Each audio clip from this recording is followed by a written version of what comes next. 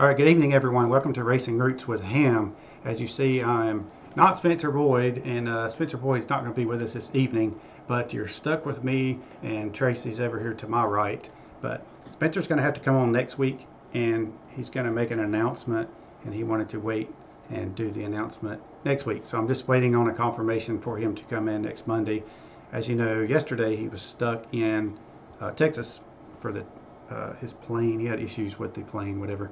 So he was stuck there, and so he didn't make it into the show yesterday evening.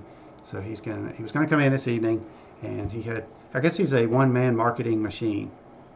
It's pretty much what he said. So if you don't know me, my name is David Ham. I was a 25-year NASCAR engine builder and a 7-year jackman, and now I'm doing this show called Racing Roots with Ham, where I reach out and talk about the actual roots of racing, R-O-U-T-E-S, that is.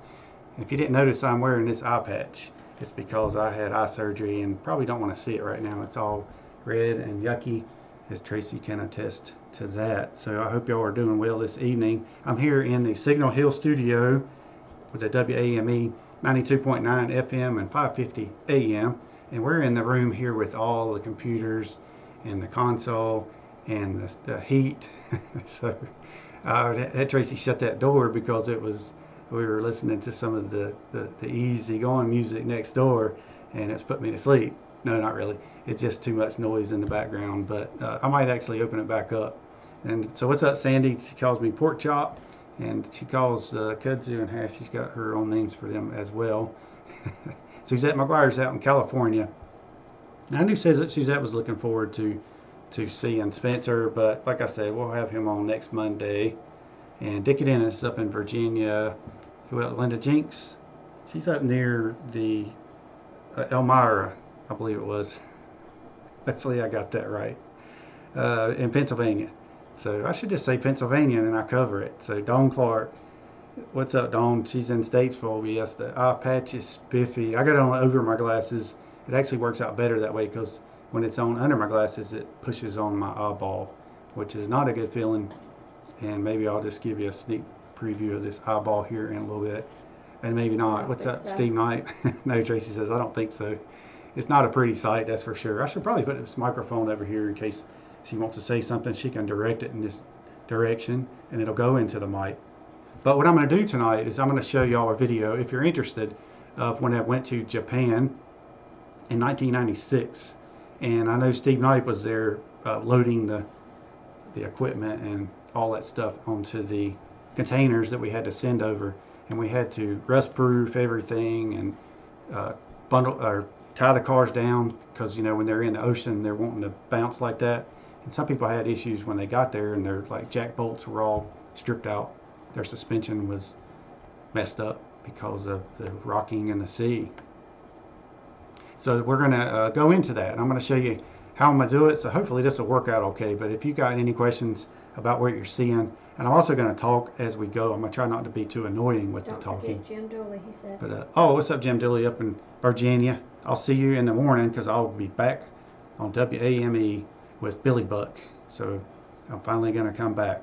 I took a little bit of time off, and yeah, my hospital bracelet on it says that I have a bubble or a gas bubble in my eye, and it basically states that I can't get on an airplane.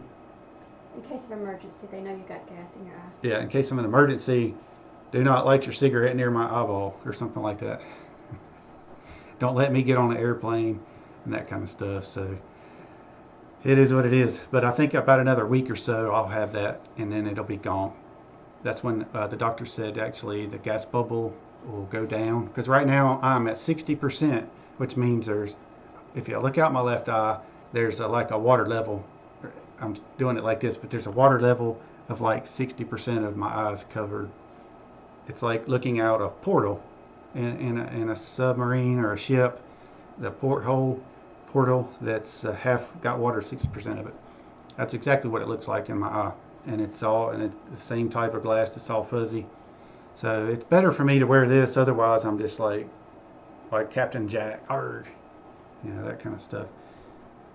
So I got this Suzuka video that I put together when I went to Japan in 1996. We went there in November, and that was the first time and then the next time I ended up going was in 1998. But the very first time was for NASCAR racing in Japan was in 1996, and that was at a track called Suzuka Circuit, which was in Suzuka. Imagine that. And I got the program from it here as well. The Thunder Special was the name of the race. It was a pretty quick race. It was a road course, kind of like Sears Point, Watkins Glen, of course, you know. And so they're inside. It's not all Japanese writing, but there is a little bit. Of course, they got their cars in there. We did a tour of one of the factories, and so here's some of the other racing they do there. And of course, I saw a lot of these types of magazines. They were really big into magazines, or what do you call them? They're cartoons, comics. They had a lot of those comic books over there. In 1998, when I went back, this is the poster. I ended up with a bunch of these actually. That was the 50th anniversary of NASCAR, and we went back. We went back in '97. They asked me to go back, and I said no, but I'll go. And then the jackman for Wally Dallenbach at the time wanted to go instead, so they said, all right, we'll just go ahead and take him. Big Chuck. So what I'm going to do is I'm going to play some of this video, and I'm going to kind of talk you through it because there is some quiet points. But I also want to mention that in a lot of my video, there was times where I would stop the video, but I didn't realize it's an 8mm camcorder. I didn't realize that I needed to just pause it, but I was trying to save the battery. So every time I stopped it, it would back up, and it would go over some of what I had recorded. So if it seems a little bit choppy at times, that's just the way it is. But that's nowadays, that's how you keep people's attention, is do little choppy short videos like that, right? So I'm going to put that on right here, and y'all should be able to listen to it and watch as it goes. If I can, there it is. Oops. Alright, so here we go. I want to transition it over. Hopefully that's... Alright, so there's the famous Wendell brothers, Terry and Jerry. And there's Brad Parrott and his wife. I know you're seeing me right there on the screen, it says. Here's the place that we're staying in. Some of these Japanese backwards cars. So I mentioned Brad Parrott and his wife. They were sitting right behind me on the airplane. Well, it turns out she had her daughter, I believe it was, and she just had a birthday, and she was like 26, I think, something like that. So, and then of course I said the Japanese backwards cars, but they're not actually backwards. They're just on the wrong side of the road. And of course that's something you have to get used to in other countries. So maybe we're on the wrong side of the road. Wrong way. Yeah.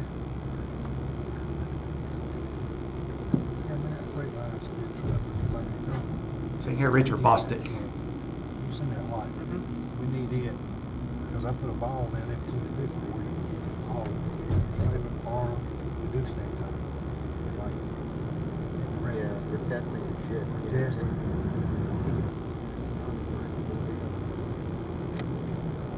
So at that point I'm riding in the car with Richard Bostic and Stay in the bill. sorry. Uh-oh. Alright, sorry about that. It just went back and started over on me. So this is something I'm just kind of trying to get used to doing video stuff like this. But that was Richard Bostic and Greg, oh my gosh, what's his name? Where's Scott Trevison when I need him? So we'll get into that later. But we're driving through the town. We're going to the racetrack, I believe, at this point. Now we're going into the town of Nagoya.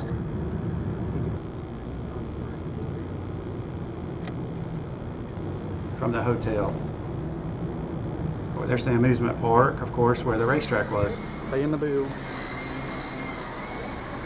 There's Wally Dallenbach in the back seats. Roger Fortney. And so right up there is Armando. He's in the window paying the bill, and there's Wally Dallenbach walking up right behind him. And then Robbie Gordon's to Wally's right. Wally.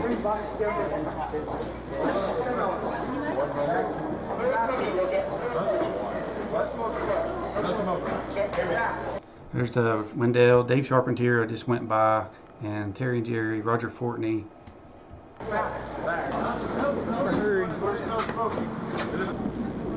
次は四日市でございます。小物、湯電話温泉、すべて C のみを乗り換えください。後ほど車内参ります。ご用のございますからお知らせ。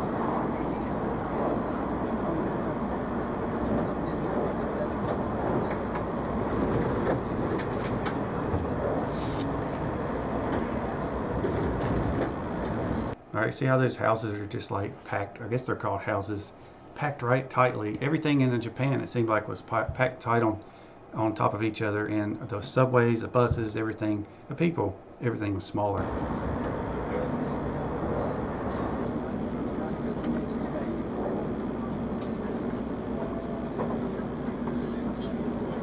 The guy I was trying to think of, Greg Irwin, he's the crew chief over at Penske now. He's the other guy that was there in the purple jacket. They gave us raincoats to wear when we went to Japan because we were expecting rain the whole time, and we really didn't see much rain. But there's a comic book that kid has right in front of the seat.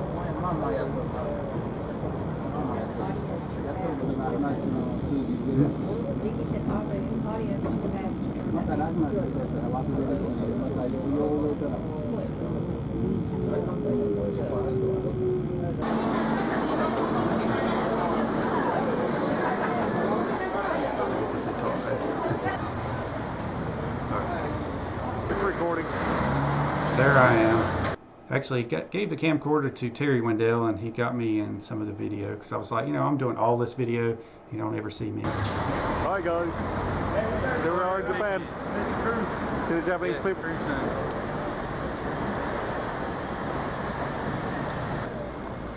Starting to rain a little bit. For me to go with the guy who knows where he's at. So this was like one of their little malls, but it had a grocery store up on the 3rd level. You could buy your very own octopus.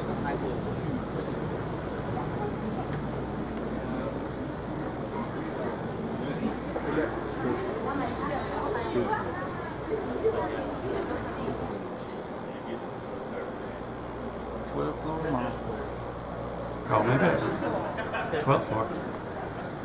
Alright, so there's Wally looking up the... Let's get a picture right there while he's looking up the skirt.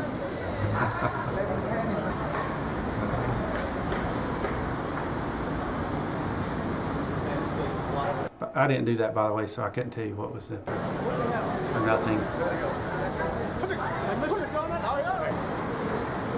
Alright, so there's two guys right there. I'll just go back and tell you. If you don't know Terry and Jerry Wendell, they worked for Richard Petty way back in the day.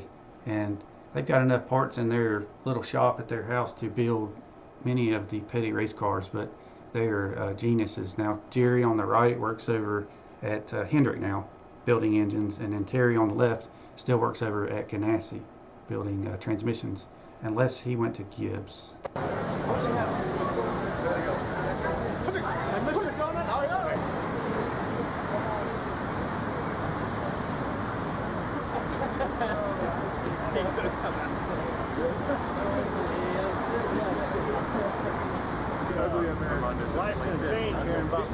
Alright, so I'll mention Jim Dooley's comment. Thank you for that, Jim. He said, I know Ham's going through a tough time, and we'll send him best wishes for a speedy and pain-free recovery by Ham doing this show. The show shows his true love for the sport. Ham and Hammett, thank you. Yeah, thank you, Jim. I do love the sport, and I'd like to keep the history alive. And I know that I've mentioned this video before to some of you, but I'm not sure if you actually went back and watched it. But I don't know. I just think it's kind of cool. It's a piece of history. It was 25 years ago, and it's something. And I'm glad I took the camcorder at the time. Of course, I was like, oh, people are looking at me. I'm videoing. They're probably thinking, why is he doing this? But I didn't care because I'd like to document it. But right now, we're looking for we're asking this guy the younger people over there would talk English, but the older people, hardly any of them. So this guy, we're looking for a fine establishment, or let's say Robbie and Armando were looking for at the time. I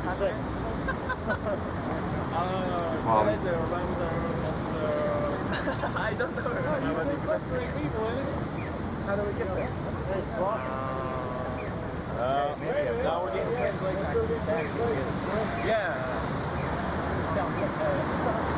I think taxi driver. No, I was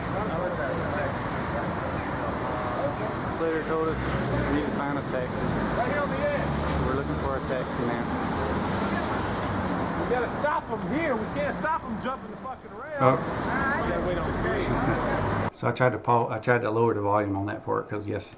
So that was Wally Dallenbach was going to be driving for us the following year. Robbie Gordon was going to be our new driver in the Coors 40 car. So he was our the driver to replace Kyle Petty. And so Wally was going to go into our first Union car coming up the next year. Make sure there's three.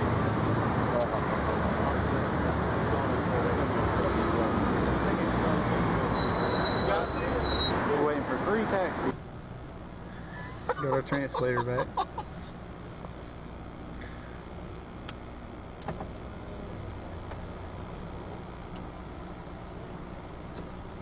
So of course y'all know Robbie Gordon, who's the pretty good at the road course driving, and he would always complain about, he would say, well, it's Robert Yates engines, they're kicking our butt on the track and whatever. But I was sitting in the taxi there with Richard Bostic, and as we were leaving the hotel, he was pulling it. You know, Richard Bostic's been on my show, and legendary truck driver, and he would get the CB and start talking, and he was just saying all kinds of stuff. I wish I would have got some of that on the video, but it was pretty funny.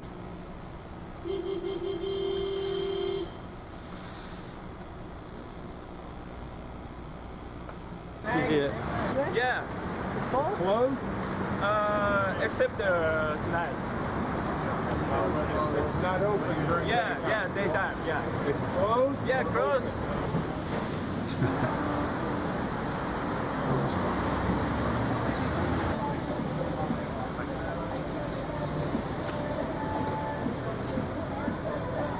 All right, so that's after we figured out that the fine establishments were closed for the evening or for that particular day. But yeah, Dickie Dennis was mentioning that because he was talking about the Japanese people talk very fast.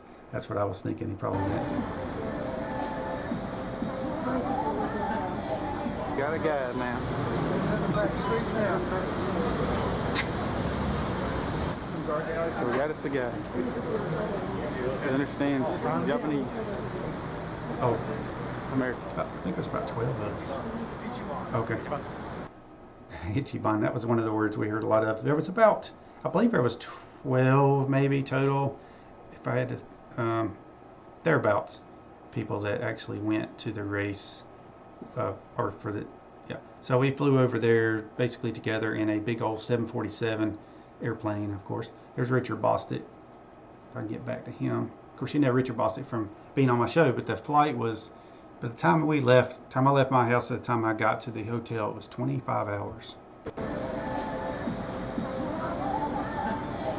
Got a guide now. Back street now. So we got us a guy. He understands Japanese, American. Did y'all have? Yes, yeah, sorry. Did y'all have translator? There was translators that met us. There was translators that met us at the airport, and they had a sign telling us to get to how to get to the hotel, or actually they weren't telling us how to get there, but they were holding up a sign, NASCAR or whatever, and NASCAR had kind of set all this up too, that we had a translator there that we could get in the car and they would take us to the hotel. And then we just did this on our own. We decided to go out. Now and 2 years later, when I went to Twin Ring Motegi, we didn't get to go anywhere. We just were there at the hotel. Everything was all in place there.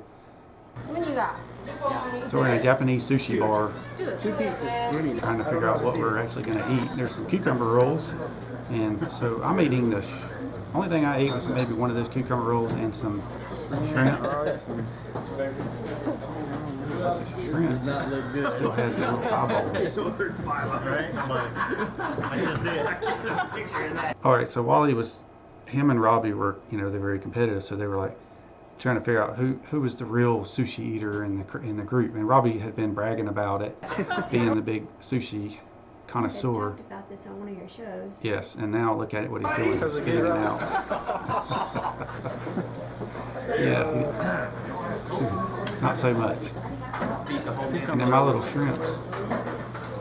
had the little eyeballs on still. And Wally, of course, he would say, are you going to eat those eyeballs? And he just reached over and started eating them. I was like, no, I'm not eating those.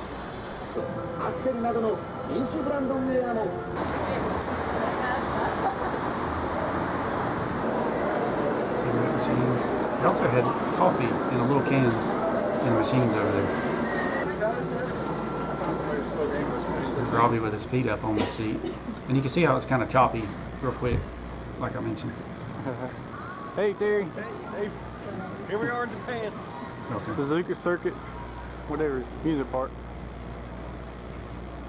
So yeah, the racetrack was inside this amusement park.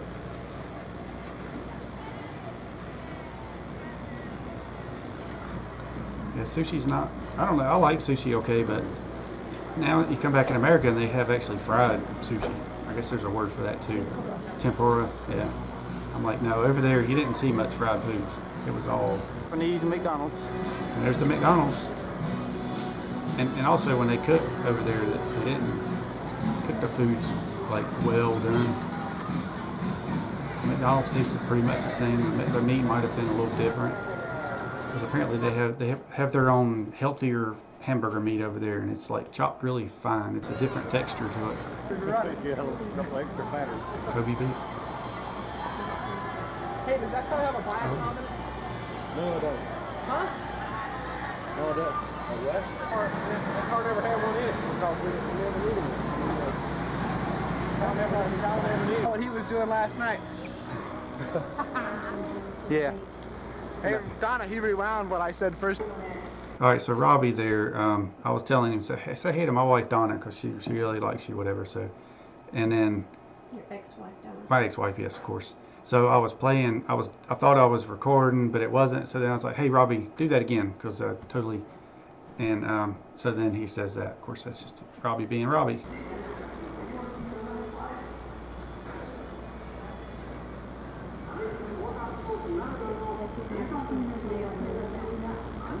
Yeah. Oh, the snail ride, yes. Yeah, that's true. Maybe that's just a trick. Tunnel to Get you on it. go under the track. Yeah, here's a tunnel you had to walk to get to go under the track into the other side. Which, I mean, this track, they had it figured out. They had, especially the one we went to 2 years later, the Twin Ring. They had all of the drains down pit road. Here's the garage. We heard that dun, dun, dun, a lot.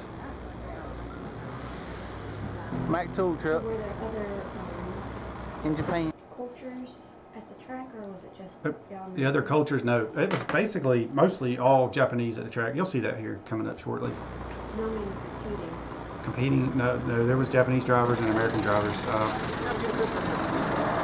Japanese driver. Yeah, how about that? Part of the track. Australian Goodyear guys. Isn't it? I mean, that NASCAR could take some lessons. Tunnel So entrance. Well, we'll keep watching here. Part of the track. It was a little bit, okay, so my video taking skills weren't the best back then, but I was just getting started. Had my first camcorder. I was high tech. Yeah, look how nice that track is though. Way over there is the stands. All the way on this road course too, so. And the fans could interact, come down pit road. Of course, this is before The pit road. when there's no fans there. Start finish line. And then the garage area. Front stretch. Hideo no, Fukuyama. for who y'all were going. Oh, Robbie Gordon was our driver. And yeah, he was the driver for our team, Sabco team. And it was the Front of the garage. Tonka Toys car. Boxes and shit the cars in. So that's what we, yeah, if you didn't see that, I see my choppiness of the video. And the entrance to pit road. It was the containers that we put the cars And the in. garage area. See Front one right stretch. there. Shipping containers. Yeah, the big shipping containers. So, of course, when you zoom with a camera, it tends to be a little jumpy. Front of the garage. I think that was David Green. Boxes of shit. Alright, so there's the shipping containers lined up outside of our garage stall for after the race, of course, we can load them up. Cars in, our car. And there's the Tonka car. Didn't look that nice whenever Robbie finished it off. But there was one time where Robbie spun it out and got into the gravel, and we had to climb in there and clean it out and all that. Tonka car. Pretty car. On the bus with the windows, going to the Honda place. Yes. I was always with the Wendells. They were the ones that actually got me the job at Sabco. I got to know Terry through a mutual friend at the dealership. He's the one over on the right. And the rest is history. Oh yeah, the Wendells are legends in the sport. They're still in. All the way from the days when Richard Petty won his 200th race, and yeah, for sure.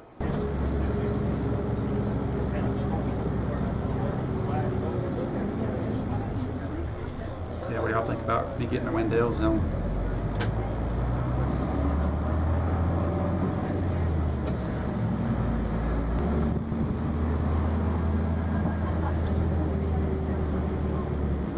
Okay, so there's the big Honda factory we went to.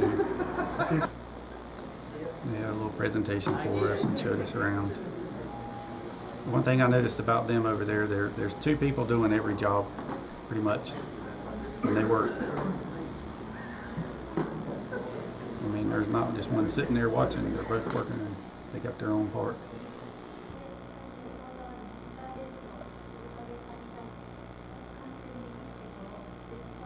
So what are they saying, Dickie? You're the translator.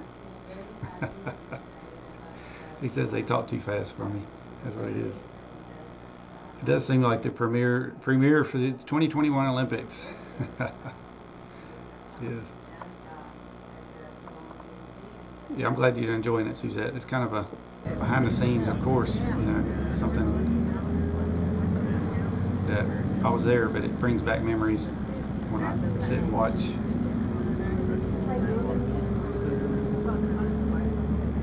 No. I don't know if I got Norman on this. I mean, Norman Kazamishi was on the Haviland pit crew, the 28 car, Ernie Irvin. He was asleep on the job. And he was the gas man truck driver. And he was kind of like at home over there. Elmo's number. Alright, so Elmo Langley had passed away while we were over there, and he was a long time flag man for NASCAR. At the time, actually, he was a pace car driver and whatever. So he and he was a race car driver back in the day, and he ended up passing away of a heart attack at the racetrack. And that's one of the things that Wally was talking about. All right, so that's what the 64 is on there for. Wally was mentioning he was going to start working on trying to get where they didn't have a defibrillator at the racetrack. Japanese race fan.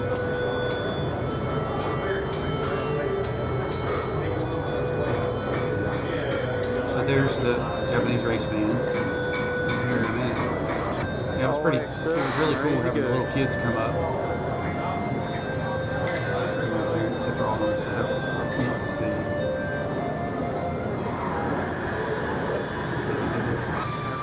So there wasn't. They were there for the race. I mean, the Japanese, they were really fascinated by the cars. Tires being dismounted. Some of our guys were. I don't think we'll need now.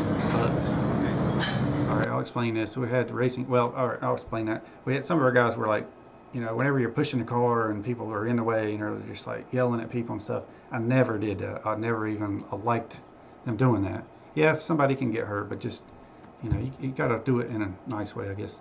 So there's the racing tires we had mounted, or Goodyear had them mounted up, ready with the grooves in them, in case of any.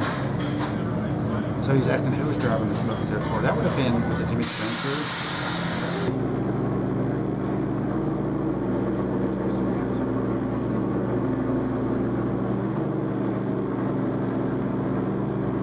I know Wally was driving. Okay, so Wally was driving the. We'll see here. Let me restart together. Japanese Richard Petty. Check this out. Here's the Richard Petty lookalike. So I took some, Japanese. yep, I took some screenshots of this and sent them to Kyle to get out of that. There we go. Japanese Richard Petty. We haven't seen it. Oh, there it is. He should have been walking around signing I autographs. see Yeah, you see him now. it. Mm-hmm. Just not quite as tall as the King.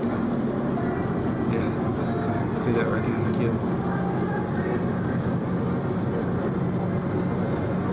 So if any of you ever watched the I'll say when you sent them.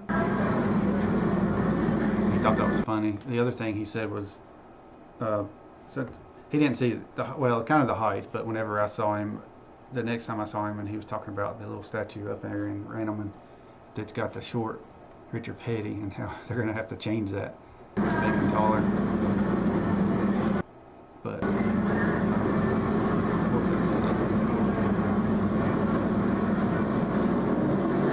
the camel. I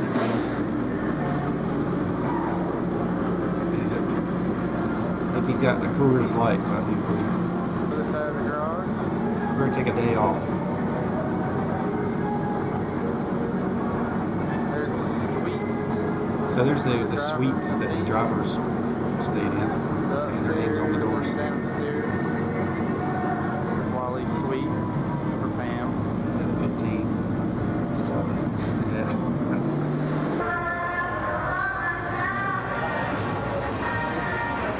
That's cool. I look back at this and wonder what those kids are doing now. You know, there was Greg Irwin, who's a crew chief. Was with the brothers too, but he was my roommate in Japan. He was fresh out of Clemson College, engineer. He was a know-it-all engineer. Always had that spark whenever he'd say something like he knew better, knew more. But he's cool.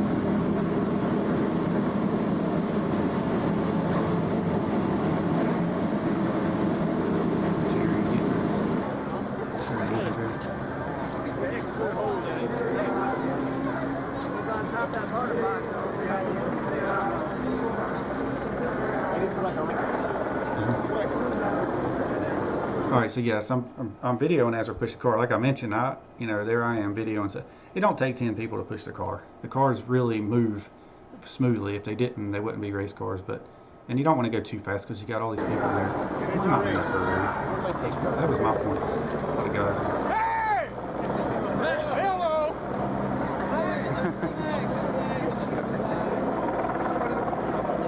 Right over your toe.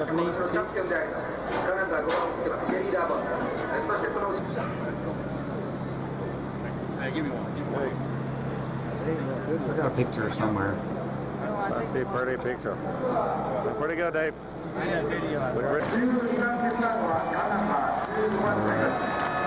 Now we're ready for the race. The rest of the boss lined up in the front row. And over.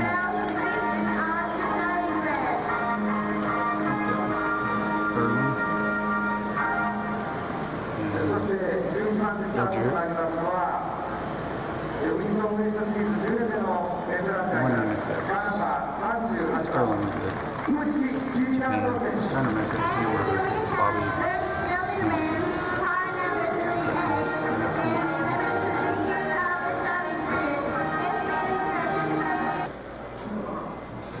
And then he came to drive for second. 96 was when Sterling and Ernie got into it.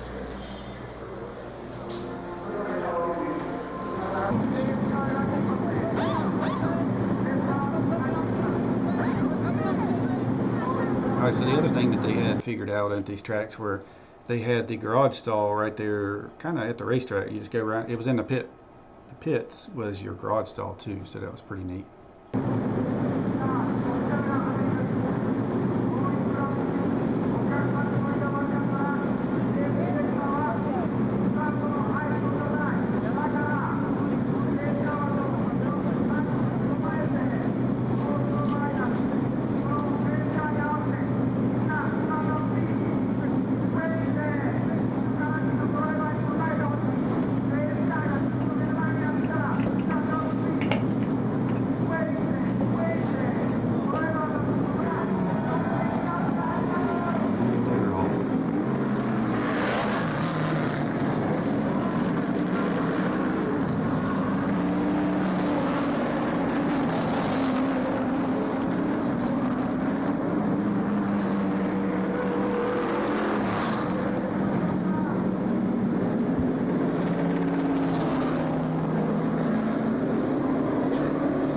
later, we went back and Junior went as well. Earnhardt Sr. Coca-Cola cars as well.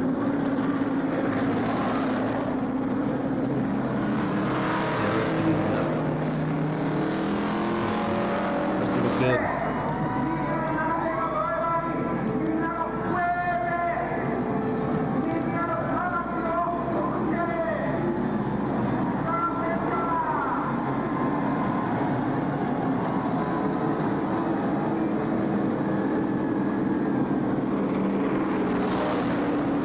Cameraman back that car.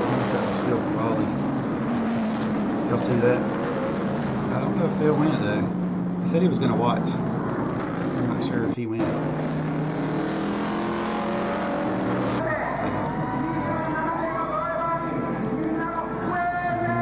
they go. So let's see.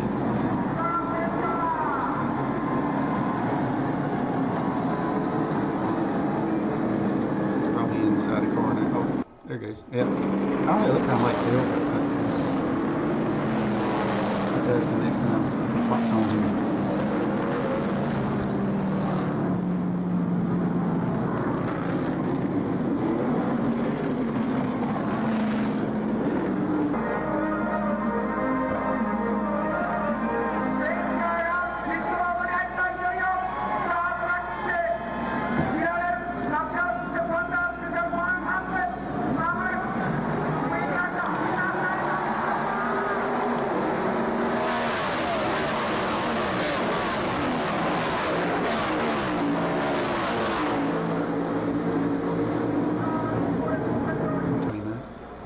Alright, so that was the end of ours. You know, of course, the race starts and then I have to put the camcorder down and get to work. Because we actually did have to do a pit stop, at least one pit stop. And the other thing, it was a 14-hour difference, so we're staying awake all night is what it felt like. And so it was late at night. There. A little tired after. But there's our end of our day.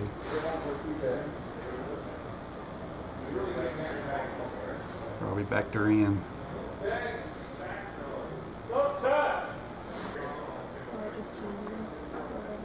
Hey, Paul. St. Lucie, Florida. Yeah, so that car is pretty well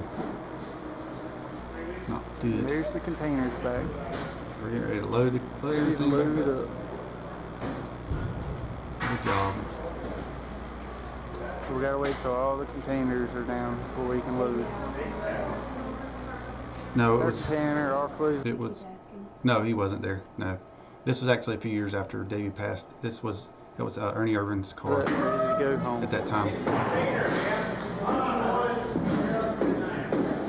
Oh, that Davey Allison then wasn't there. All right, so that was it. I didn't realize it ended so abruptly, but yes, we ended up, you know, got everything loaded up, and that was the end of the trip right there. And so, well, I say the end of the trip. So after that, we go to get to the airport, and when I get to the airport, I'm seeing black. Okay. So we'll get to the airport. I'll go full camera now, so maybe you can see Tracy as well.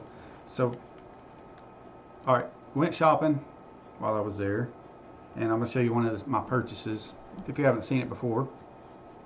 All right, so here's the box that it came in. Boys and their toys. Boys and their toys, yes. David Ham, Sabco, still got the whatever on it. And it's got the label that says Charlotte, CLT, whatever.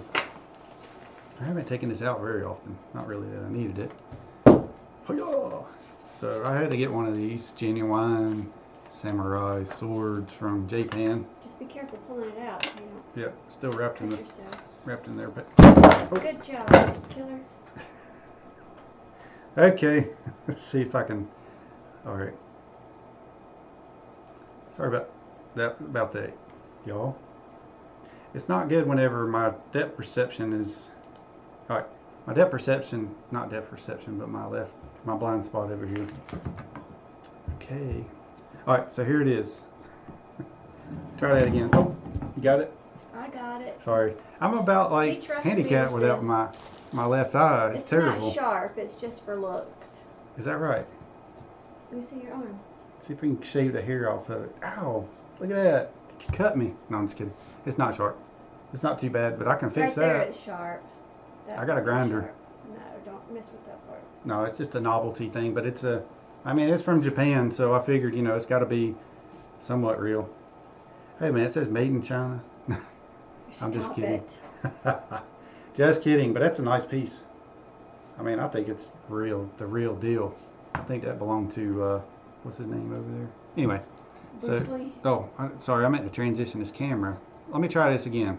All right, now that the camera's bigger and y'all can see it better, it's right here.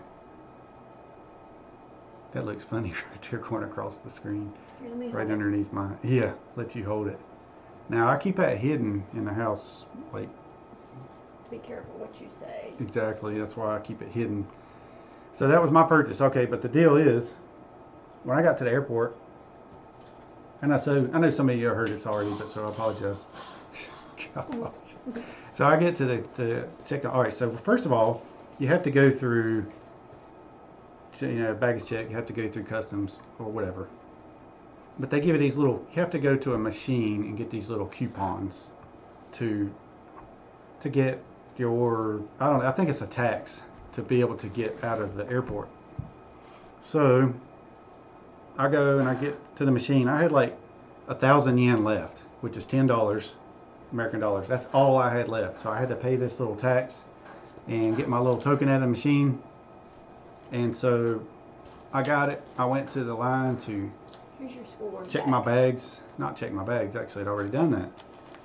Alright, I go to the line to get on the plane It's even Japanese to paper. go through the, you know, even back then you still had to go through the Customs. metal detector. Yeah, but I already went through. So I had to go through the metal detector. And I put this down on the conveyor belt, you know, just like you normally would on a metal detector. And then they start flipping out. And I'm like, what? What's going on? They don't like my sword? I mean, it's a real deal. Anyway, they're like, you can't take that. You can't take that on the plane. So, of course, I had to go back and check it in.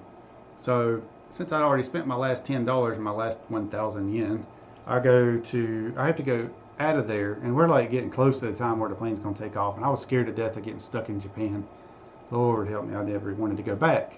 And I ended up going back 2 years later, but that's another story. And so I went and I checked it on. They put it in the bottom of the plane. So then I go back to get on the plane, and I didn't have money I had to get another one. I'm like, why do I have to get another one? I already done this one time. So I'm standing there, and I got like 10 minutes before the plane's gonna take off. And I had no money, and I was walking around. You speak English? I mean, what was I gonna do? Pull out my credit card? No, nothing.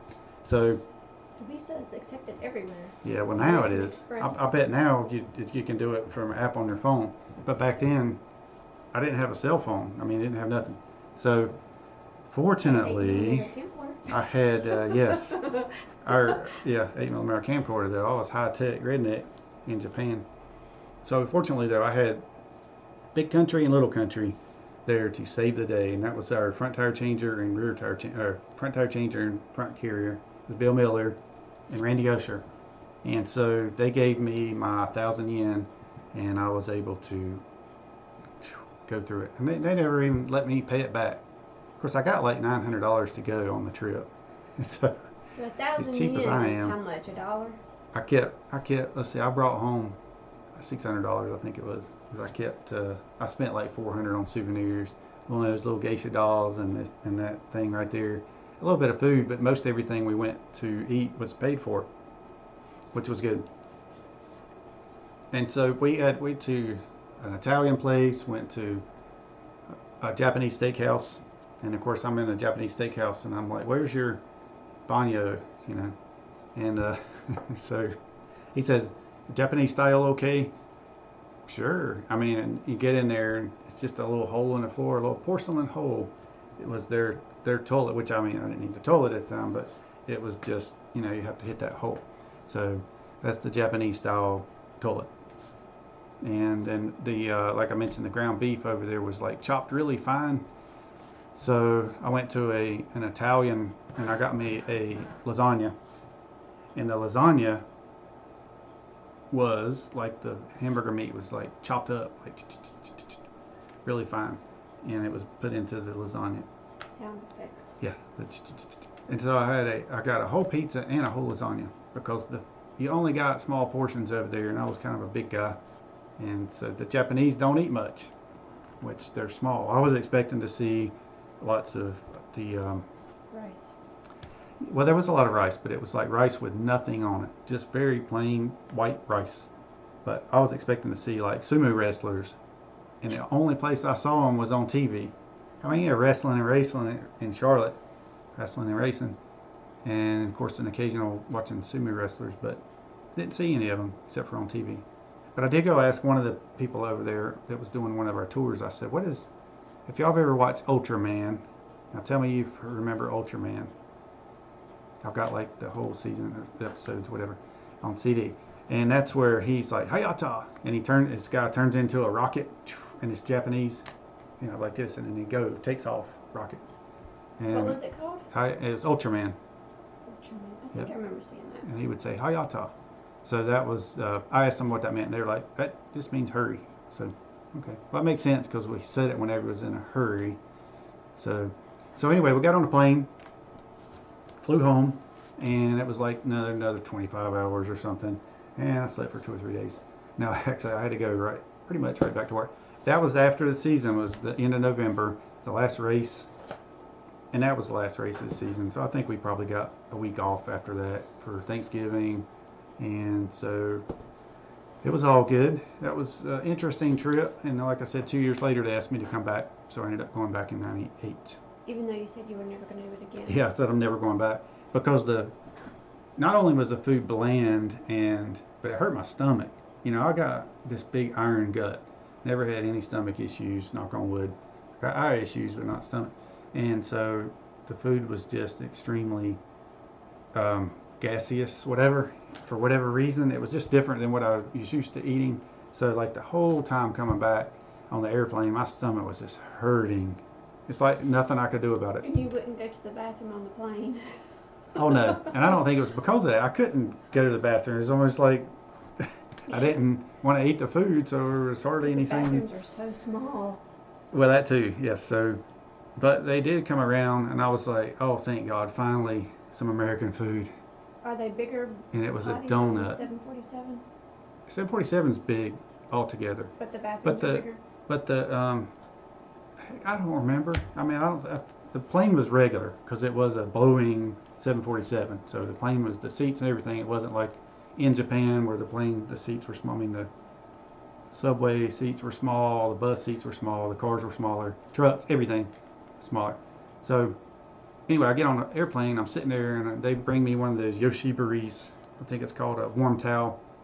I'm like, oh, okay, what do I do with this? And I saw some people doing this, washing their face. I'm like, all right, so we're getting on the airplane, we're going to wash our face. This is pre-COVID, of course, And so I was like, oh, finally, some American food. It's a donut. They're walking around with it. So they give me this thing. I'm like, wait, this feels a little heavy for a donut. And so then I look at it, and I'm like, it's slimy looking, and it's rice with fish, some kind of fish skin or seaweed or something wrapped, whatever. You probably know. And then so I took a bite out of it, and in the middle was the little pink, like fish eggs or something. So it wasn't a donut. So I was like, all right, just kill me now. My stomach's already hurting, and I'm going to eat fish eggs and rice. So it wasn't. I sure could have went for a donut though. He says Munchkinville. Yeah, Munchkinville. They were smaller. That's the thing about it. And everything there was smaller. So I mean, I say everything. I don't know everything, but whatever. So yeah, I got my. So I'm gonna have to put this on my belt. It's got a little hook there for me to strap. Be careful. Break it. Maybe I shouldn't mess with this thing when I have one eye. I might not have one eye if I keep messing with it. All right, it's gone. Or else I won't have an eye. Yes, there you go. And I was going to bring some more souvenirs, but my passport's checked off with different places: Narita and Nagoya and Tokyo. The different places I've been over there. Expired passport. Oh, it is expired, isn't it? Yeah, that No, one. I had to get it renewed. Oh, I got a new one. Okay. The stamps. Yeah, and also I have a lot of things that I still had from the hotel. I still got my bedroom slippers, believe it or not. Jim Dooley says you were only asked back because you owe them money. Yeah. That's it. Oh, and speaking of owing money, the Usher, Randy Usher, hopefully he'll watch this, and then Big Bill Miller was a tire changer. I was watching the race from the 1990, and I could back up on this. I was watching the let's see, Dover race from 1996, part of it today, because that's the race when we were having Kyle Petty. Okay, we had issues at Charlotte, and it was a 600 race, and Kyle had they put Ted Musgrave in front of us on the racetrack, and I should have asked Ted about this when I had him in. I'll get him back sometime. And they put Ted in front of Kyle on the racetrack, and Kyle was not happy about that. So he gets up, and it was out of order, and we all know it, but whatever, that's racing. Just get up there and pass him and go on. Well, Kyle put the bumper on him, moved Ted out, took out a bunch of cars. So Kyle, he kept coming in the pit. They penalized him 5 laps. This is at Charlotte 600 earlier in the year, of course. And so penalized him 6 laps, 5 or 6 laps. And he's sitting there and he's like revving up the engine and ready to go. And so, and then he takes off. So they're like speeding on pit road. So talk about mad. He come back in. And so anyway, earlier in the race though, we were pitted. And as soon as I dropped the jack, it's like fishtailing out of there, and I'm having to jump over the wall to keep the car from running, banging me between the wall and the car. But so he ends up breaking some valves, and well, we put a transmission in the car, got him back out, and then dropped a valve. So that led to his penalty there. NASCAR, he was mad at NASCAR, and Felix Sabates was really mad too. I guess we were in a way. So the next week we come out. Felix Sabates said that, if that car would have been black, then we wouldn't have got penalized, because Earnhardt was famous for not, ramming people off the track or whatever, spinning people out, and didn't get penalized for it. So we painted the car black, took it out to Dover the following week, and it was the black and white car. It looked just like Earnhardt's. There's a picture of it sitting there. I wonder if Phil took that picture, but it's got our car and Earnhardt sitting there with the black and white. But that was cool. And then so we had we had kind of a rough year with Kyle on that, because then a couple races later, actually it was in August, we had Wilkesboro, different things. We had the race in August at Indianapolis, and Kyle was running second place and blew out a right front tire, broke his leg, so he was pretty much out for the rest of the season. And after that, he was kind of like on his way out too. He was going to go do his own team. So that's why we ended up getting Robbie Gordon in. And also at the same time, we were going to have Tony Glover come in. And Tony Glover was over at Morgan McClure's in 96 with Sterling. And so he was going to come in 96, 97. So, yeah, 97. So he ended up coming in. We had Robbie Gordon that 97 season as well. And so I was a jackman for Robbie. That was our A team. And so I ended up about halfway through the season, by the time Robbie kind of showed himself so many times that Felix is like, okay, big shot, we're going to move you to the B team. So they switched out Nemechek, took the pit crew, swapped them around. So then I was the jackman for Nemechek halfway through 97. That's why you see that year I had 2 different fire suits and 2 different teams. So that was kind of a long story, but to get to my point was that's why Robbie Gordon was driving for us in the exhibition race there in Japan. It's kind of like his first race with us to welcome the new driver. And Robbie was really smart. He come in and he's like, it's all about balance, which he was right. I mean, a lot of the car was about balance, but he started wanting to do all this lightning things, titanium bolts, just all kinds of stuff that we were switching around. Jim Dooley says he got that same sword at Tweetsie Railroad back in the 60s. Oh, a Tweetsie, yes. And it was probably, it might not have been made in Japan and China back then. Nowadays we're like, man, I wish I had something made in Japan. Remember there was a song, Made in Japan. All right. But I mean, the detail on this thing, you can tell look at that. I mean, that's the real deal. The thing's probably worth $1,000 now. I probably paid $20 for it. 1,000 yen. Yeah, 1,000 yen, which would be at $10. So yes, and then of course the next year as well, we added the third car on at Sabco, and that was the first union car with Wally Dallenbach as the driver. Actually, we had dabbled in that car a little bit with Jeff Green driving it, but then we ended up putting Wally in. And Wally was always good at the road course races for the most part. He drove in the, I believe it was the Trans Am series in the road course. So it was good stuff back in the day, and that was really, I was working in the machine shop 95, 96. We moved to Charlotte in 95 from Charlotte. We moved to Mooresville. Camera's getting, there we go. So we moved up to Mooresville from Charlotte in 95 toward the end of the season. And so I ended up moving over to building engines. And one of the first ones I was building for was Wally. One of the last ones I built was Sterling. And in between, I was building for Nemechek and his days as the in qualifying. When he actually getting a lot of poles and stuff back then, he was really good at that. All right, so do y'all have any more questions or anything? Like I said, I believe Spencer Boyd's going to be on here next week with us. So look forward to that.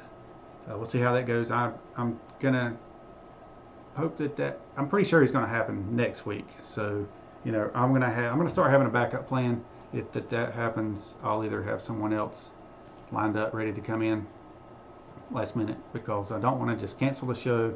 Yesterday was okay to kind of cancel because it was Tracy's birthday. I didn't bring my harmonica to sing happy birthday to her, so happy birthday to you. Happy birthday to you. Happy birthday, dear Tracy.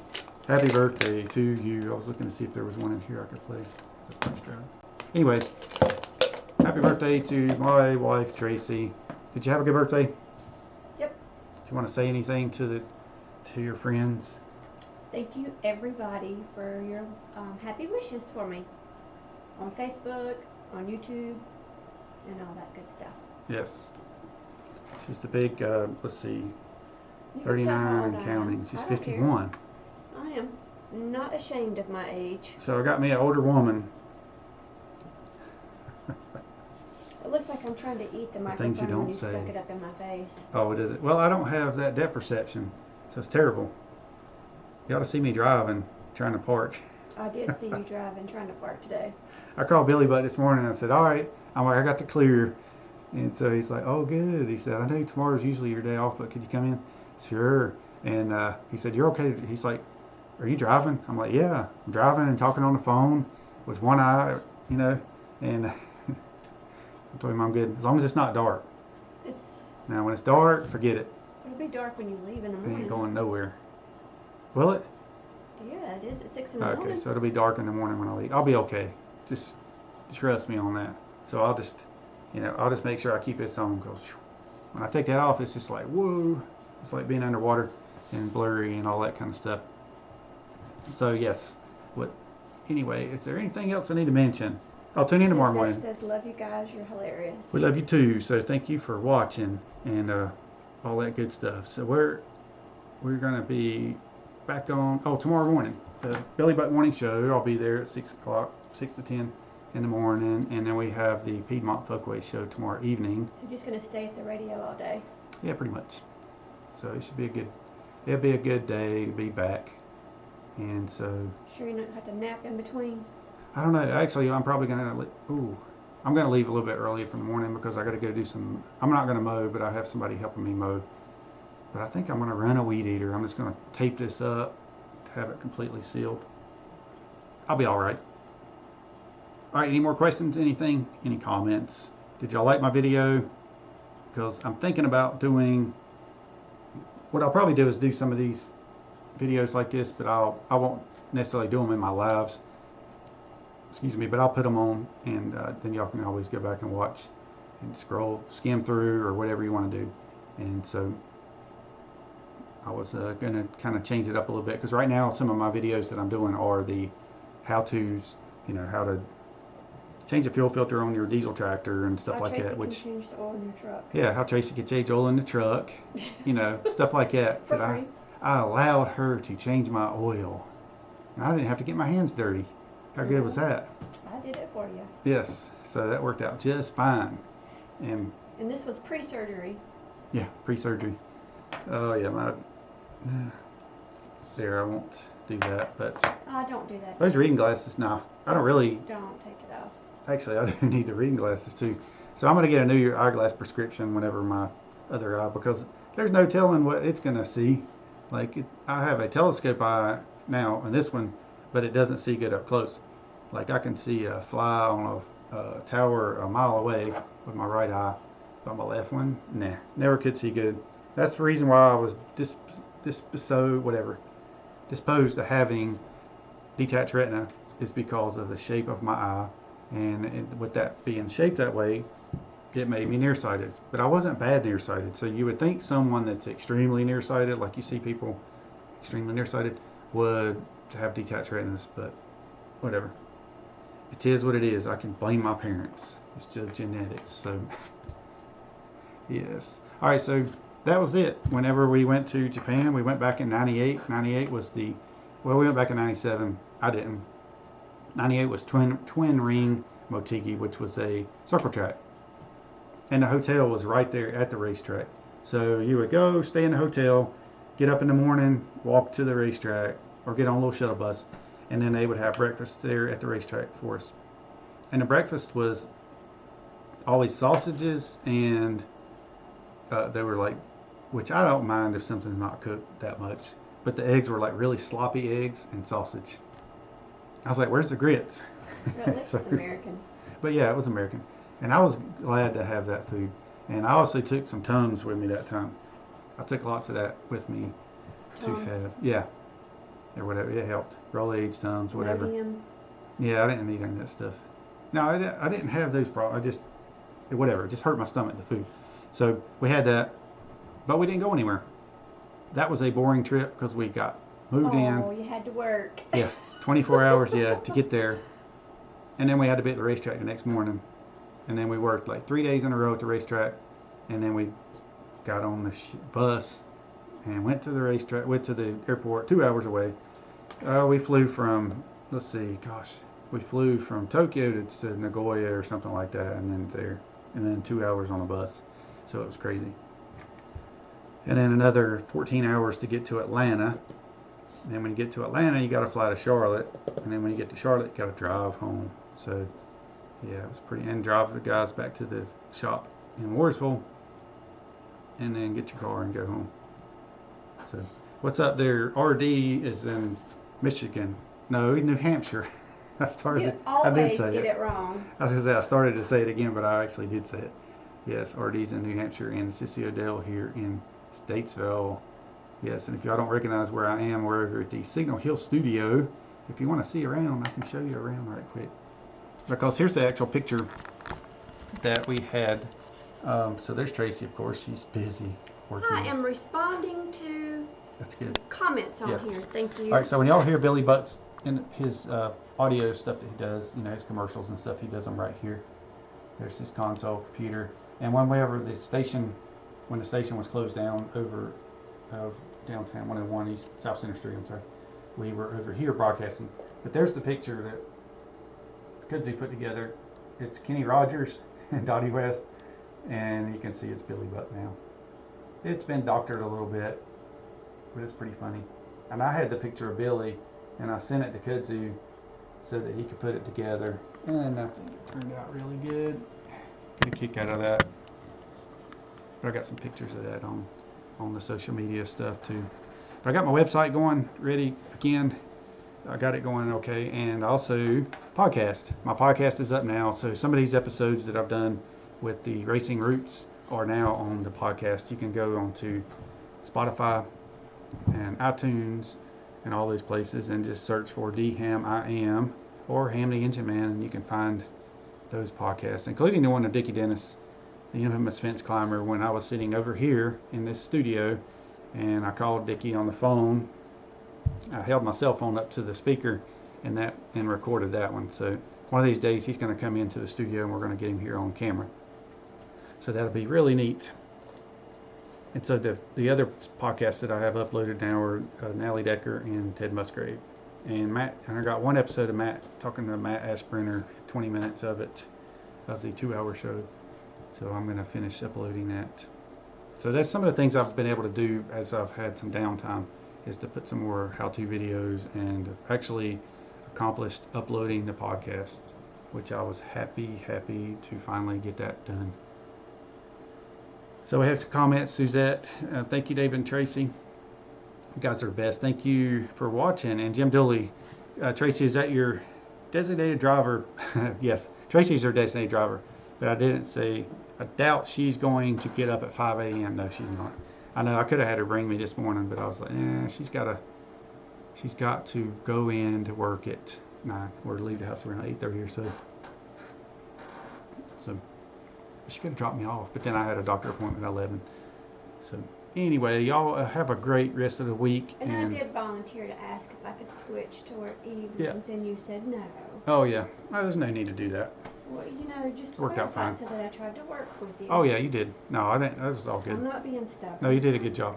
She did good. She made sure I got my eye drops, because there was times where I wasn't thinking about it or whatever, and I'm just laying there with my eyes closed, because it was just not. It was the most uncomfortable thing. If you can imagine, there's a band around my eye. You said it felt like you had grit. Just like in your this eye. one. Yeah, it felt like I had. You can imagine dumping sand in your eye, or say you lift your eyelid and you just dump some sand in there and close it back. That's what it felt like. The guys told you to take Uber to work. Yeah, take some Uber. That's right.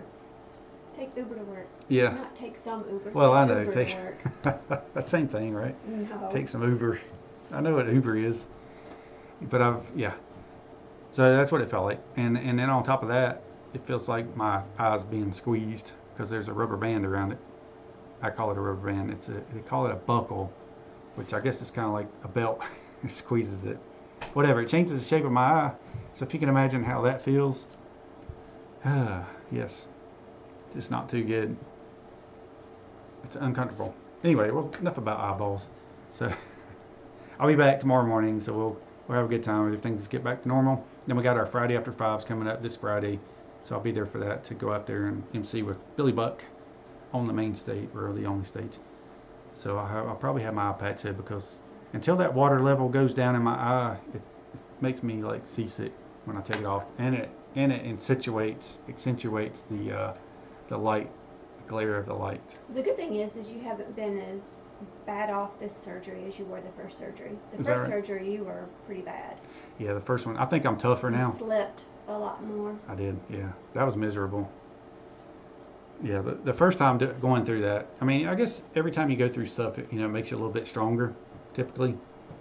So, this time You knew what to expect. Yeah, and I knew what to expect. That's why I was sobbing whenever I found out. I mean, I was so upset. I was like, "Gotta be kidding me." Yeah, you called me crying. Oh gosh, I didn't want to go through that again. I'm just glad it's over with, because that was the worst. And I knew it was going to be bad, but I said, you know what? It could always be worse. The lady in the doctor's office said, "I'm sorry you're going through this." And I said, well, you know what? I could be sitting here talking to you about treatment for cancer. So I'm thankful that it wasn't something like that. So it's all good. Yes. Jim Dooley says, "Dang him, you were lucky to pick out Tracy with that eyesight. You done good." Oh yeah, with my eyes being as bad as they are, and I still saw her. Is that what he mean? Yeah. Maybe now I'll be able to see better, and I'll be like, what? No, I'm kidding. Just kidding. Ain't she pretty? Mm-hmm. She's pretty to look at. Oh yeah. Yes. You're so sweet. I know. I took her out to dinner So last night for charming. her birthday, and I think she had a good time. I couldn't hardly tell, but I think she did. Right? Yeah. It was good food. Speaking of food, I'm gonna go home and eat the leftovers, because I got me one of those big old prime rib things, and it was good with some mushrooms and some broccoli, some broccoli. I heard Billy Buck talking about broccoli this morning. And they asked me if I wanted cheese on it. I'm like, no, that kind of defeats having the broccoli. So, all right, y'all got any questions? I'll quit rambling, because I probably should go home and get to bed, get up at 5 to come in Suzette says here. I'm beautiful. Ain't How she sweet. beautiful? That's right. How sweet. All right, so we're the update on the, let's see, we're going to go to Nashville.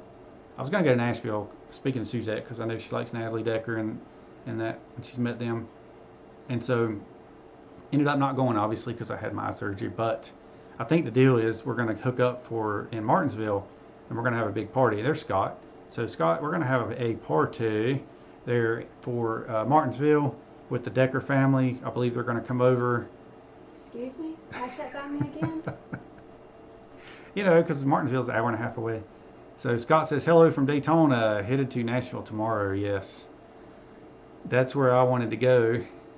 But I had my eye surgery. You know what, though? Miles, you ready for a road trip? Nope, I gotta work.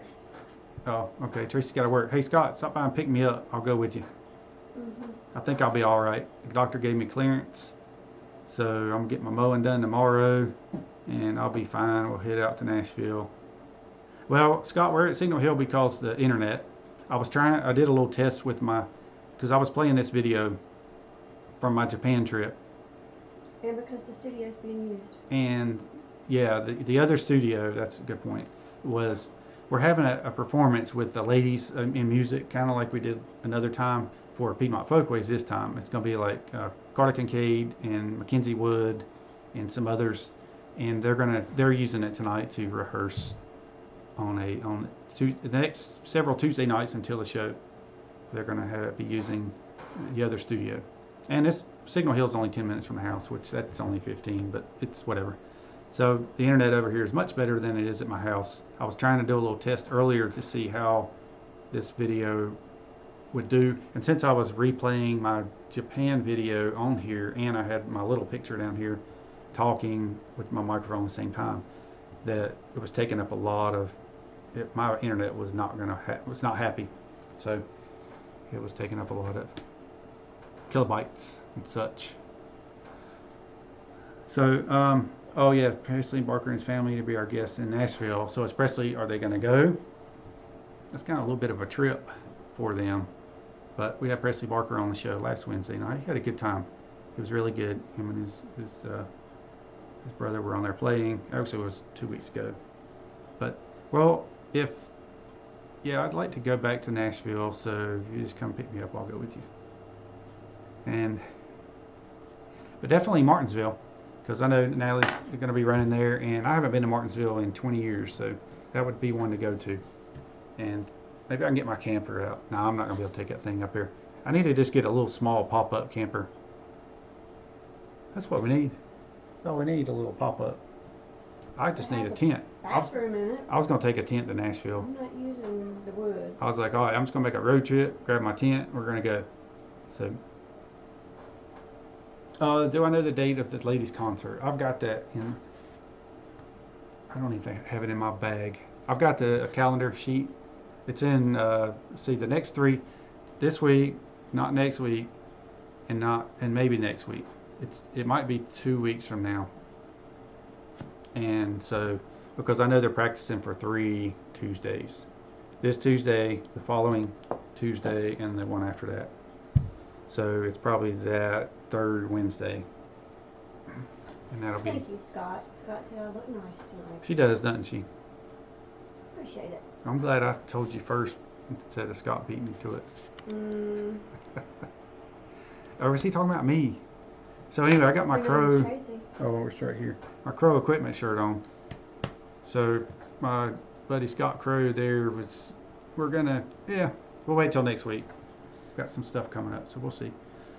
But anyway, so tell Jana we said hello there, Scott. And he said you should have birthdays more often. Yes. So I was saying happy birthday to her, kind of, sort of. I didn't bring my harmonica, but I'll do that when I get home. I got a couple there sitting in the kitchen. My birthday was yesterday. It's all the rest of the month. Don't even try that stuff. Also, my Aunt Jan's birthday was yesterday. And, yeah. And President Donald Trump. His birthday was yesterday. That's why I'm so awesome. Yeah. And June 14th was, let's see, what, 8 days after D-Day, 1944. And my great uncle, James Atlas Ham, was killed in action on June 14th. Not to be a downer, but I'm saying that was another significant significance of June 14th, and he's buried over there in the St. Lawrence American National Cemetery in France, overlooking the beaches of Omaha. All right, so yeah, I'll be posting that on our Piedmont Folkways Facebook page about the show. I usually try to post it about a week before, just to give everybody a heads up, so they'll know. But some good music, and so we'll see y'all tomorrow morning. Yeah, it's birthday month, Scott. That's the way I like to do it. I was looking back through some of our old episodes and some of the videos I did of Scott and I out there playing the banjo and the guitar. I had those on my computer, and I'm gonna have to put some of those together and post them or send them to you. Jana's birthday is the 30th. They're pretty good. Jana's birthday's the 30th of June. Yeah, that's why he said that's why birthday month for Tracy and I. Oh. Jana's birthday is the 30th. Well, Scott said that. Yes, it means he has to celebrate it. Yes, I got you. Well, fine. That'll be good. So what we need to do is go down to Florida and celebrate with him. Is that an invitation? So next time I come down, Scott, I'm going to go to the grocery store and I'm going to fix us breakfast every morning. How's that sound? That'll be good. So then we're going to go on a boat, I guess. Heard that David is going to fix dinner, and he might even wash dishes. Yes, of course. Something that's never happened at home. That's because I have a dishwasher. No, it's because if you cook, you can't wash the dishes at There's the a same dishwasher. time. Yes, if I cook, yes. So. But yeah, I do it all. Yeah, Dickie, we'll end up meeting you over there at Martinsville. That'll be fine. So that's on, let's see, October something. Sterling's birthday is the 30th. Listening. She says okay. Sterling's birthday is the 30th as well. Very good. We should go see Sterling. So when you go to Nashville, are you going to stop by and see Sterling? Yeah. In his birthday suit. Are you going to cook breakfast in your birthday suit? His birthday suit. Am I? Are you going to cook breakfast in your birthday suit? That's what he's asking. For when? When you go visit them. Oh, when I go visit, yeah. Sure. I can do that. Eyeballs got you a little... Well, you can imagine being squeezed on, discombobulating. Yeah, I understand. Yes. All right, yeah, I could do that. Or a banana hammock or something like that. I'll figure something out. I know next time I'm gonna be out. I might go out more than 6 miles. I think it was 6 or 7 miles we went out. We didn't quite go out to where you couldn't see the horizon anymore, and that's 7 miles. Am I right, Scott? 7? Where you don't see, like, that's where you're out on the ocean and the horizon disappears. 7 or 8, something like that. Oh, cook breakfast for Tracy and my birthday suit. I got you. I thought you were talking about, you said whenever I was there is what he meant. I don't know if she would even notice. Janice says she wouldn't even breakfast notice. for Tracy in your birthday suit. That's 2 different people commenting. Here's what she would do. She would walk in, she would get her coffee, and she would go sit down.